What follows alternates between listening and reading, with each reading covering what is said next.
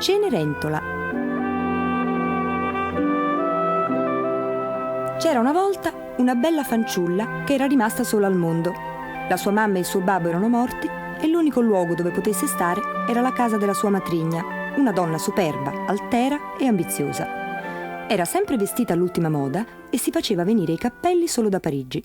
Non bastavano tutta la seta, i velluti e i broccati del mondo per accontentare lei e le sue figlie, Berta e Gertrude. La loro madre continuava a dir loro che erano belle come due fiori ed esse le credevano. Ma come potevano non notare i capelli dorati della loro sorellastra, la sua pelle morbida, lo splendore del suo sorriso e la grazia delle sue mani e dei suoi piccoli piedi?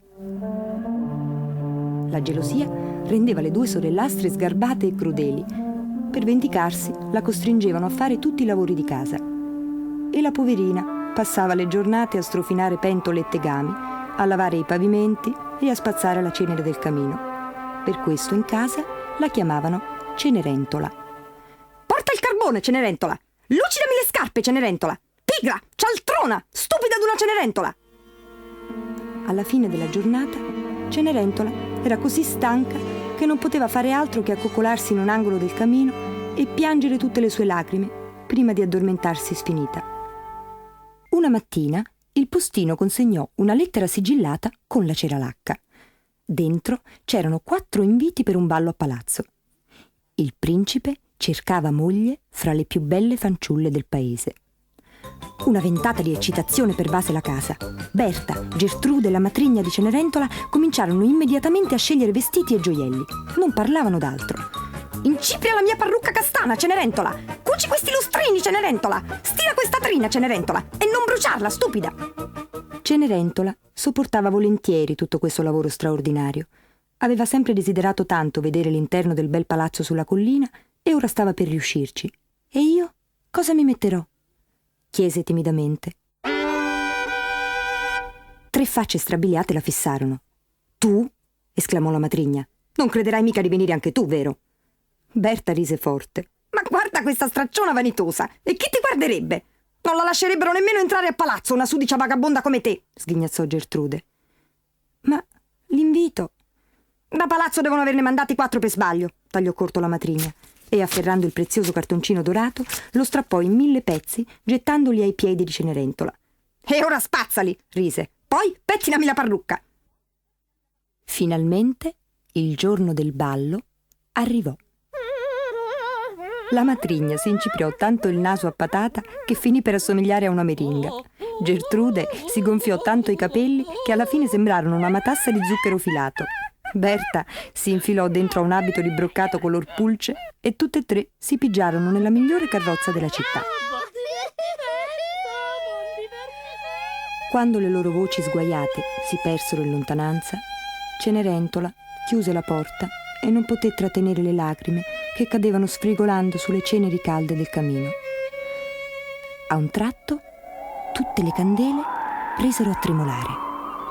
Ondeggiante fra il soffitto e le scale comparve una fata dai capelli bianchi in uno scintillante abito d'argento. «Perché piangi, Cenerentola?» Cenerentola si portò le mani al viso stupefatta. «Oh, la prego, non pensi male di me, ma ci tenevo tanto anch'io a questo ballo». «E allora ci andrai. Io sono la tua fata madrina e ti aiuterò. Ma non abbiamo molto tempo. Corri a prendere 4 topini in cantina e portameli in giardino». Troppo stupita per discutere, Cenerentola fece come le era stato detto. Una volta in giardino, la fata chiese a Cenerentola di portarle 2 lucertole e una zucca. Cenerentola mise tutto per terra accanto alla fata, che agitò 3 volte la sua bacchetta magica. Si levò uno sfolgorante pulviscolo di stelle e in un batter di ciglia gli animaletti e la zucca vennero trasformati in un cocchio d'argento foderato di velluto rosso, tirato da 4 cavalli grigi pomellati. 2 valletti in parrucca bianca aspettavano solo che Cenerentola salisse. «Ma come faccio ad andare alla festa con questi stracci addosso?» chiese la ragazza. La fata madrina ridacchiò. «Oh, che sbadata! Me n'ero dimenticata!» E con la bacchetta magica a punta di stella toccò lievemente Cenerentola sulla spalla e per magia gli stracci si trasformarono in un vestito color dell'oro, guarnito di trine d'argento. Infine, i suoi minuscoli piedini vennero calzati da un paio di scarpine di cristallo. «Ti auguro una serata meravigliosa, bambina mia», disse la fata madrina baciandola su una guancia. «Ma ricordati di lasciare il palazzo prima delle 12, perché allo scoccare della mezzanotte la mia magia svanirà». E toccandosi la testa con la mano, la fata madrina scomparve. Ma un attimo dopo era già di ritorno. «Ma che stupida sono! Mi ero dimenticata di questo!» E le tese un elegante cartoncino dorato. Un invito per il ballo.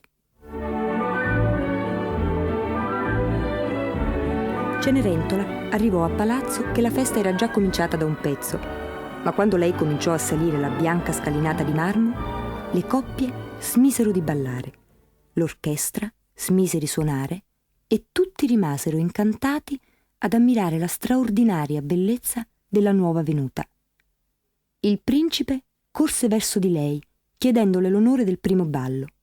Chiese anche il secondo e in realtà per il resto della serata non danzò più con nessun'altra. Le signore bisbigliavano dietro i loro ventagli. Credo che il principe si sia innamorato a prima vista. Ma lei chi è? Deve essere una principessa straniera. Berta e Gertrude, immusonite, si erano rincantucciate in un angolo. Ma chi è quella dopo tutto? Non è giusto.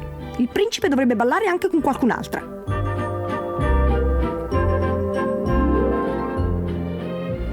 Volteggiando a suon di musica, stretta tra le braccia del principe, Cenerentola aveva completamente dimenticato la sua vita infelice di prima. Dimenticò i pavimenti da strofinare, i caminetti da pulire, i bei vestiti delle sorellastre da stirare, mentre i suoi di vestiti cadevano a pezzi.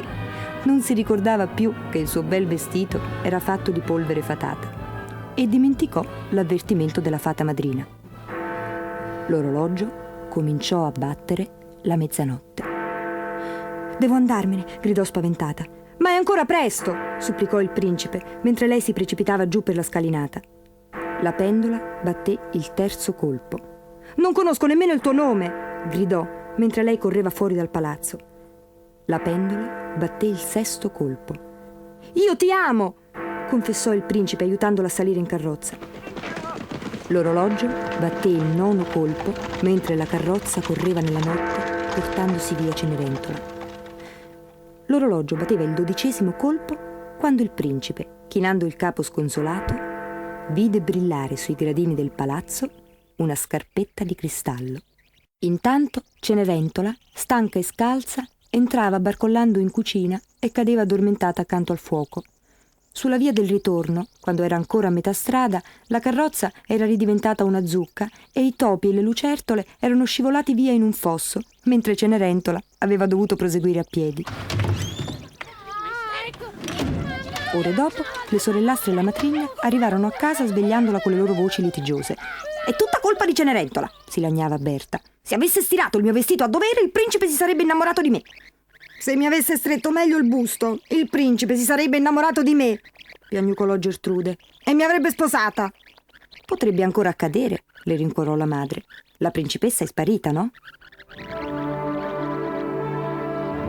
Ma il principe si era messo in testa di sposare la fanciulla a cui apparteneva la scarpetta di cristallo. «È così minuscola, solo lei ha un piedino tanto delicato da entrare in questa scarpina», disse a sua madre. Così, il giorno seguente, la regina fece affiggere un proclama. «Il principe sposerà la ragazza che riuscirà a calzare questa scarpetta». Immaginate che trambusto si scatenò in città quando le fanciulle in età da marito appresero la notizia. «Ah, è mio finalmente», sospirò Berta. «I miei piedini sono così delicati». «Ma se sembrano le zampe di una papera», strillò Gertrude. «Io riuscirò a calzare quella scarpina. Fosse l'ultima cosa che farò in vita mia». La madre rimase in silenzio. Si stava agghindando davanti allo specchio e pensava che sulla sua testa una corona ci sarebbe stata proprio bene. Si udì battere alla porta. Era il paggio del principe che portava la scarpetta su un cuscino di velluto rosso. Berta lo spinse in casa. A me, fammi provare. Prima io», protestò Gertrude. «Se non vi dispiace», si impose la madre spingendole da una parte, «proverò io per prima». Ma sebbene spingessero e strizzassero e cercassero di rimpicciolire le loro dita, nessuna di loro poté calzare la scarpetta di vetro. «Non c'è nessun altro in casa?» chiese il paggio del re. «Nessuno!» dissero in coro tutte e tre. Il paggio lanciò uno sguardo incerto a Cenerentola che se ne stava vicino al fuoco. «Chi? Lei? Ma lei è proprio nessuno, è solo una sguattera!» «Il proclama dice che ogni donna del paese deve provare la scarpetta», disse il paggio e si inginocchiò davanti a Cenerentola. Il suo piedino minuscolo entrò perfettamente nella scarpina di vetro. In quel mentre il paggio si volse verso la porta, si tolse il cappello con deferenza e fece un profondo inchino. Sulla soglia era apparso il principe.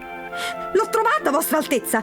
annunciò il paggio. «Non è giusto, annaspò Gertrude! Si tratta di uno sbaglio!» gridò Berta. «Ma se non è nemmeno andata al ballo!» strepitò la madre. Cenerentola sorrideva al principe al di sopra delle loro teste.